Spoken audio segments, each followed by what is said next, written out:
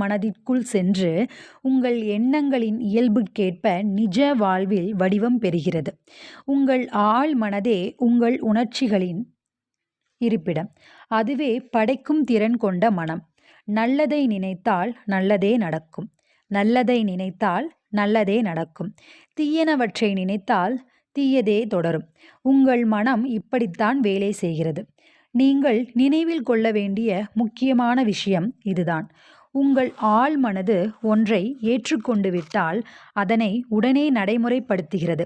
சுவாரஸ்யமான மற்றும் துல்லிய உண்மை என்னவென்றால், ஆழ்மனதின் சட்டம் நல்ல மற்றும் தீயனவற்றிற்கு ஒன்றாகவே இருப்பது. இந்த சட்டத்தை எதிர்மறையாக உபயோகித்தால் அதுவே தோல்வி, சோகம் மற்றும் எரிச்சலுக்கு காரணமாக இருக்கும். இருப்பினும் வழக்கமாக உங்களுக்கு தோன்றும் எண்ணம் நல்லிணக்கத்துடனும் ஆக்கப்பூர்வமாகவும் இருந்தால்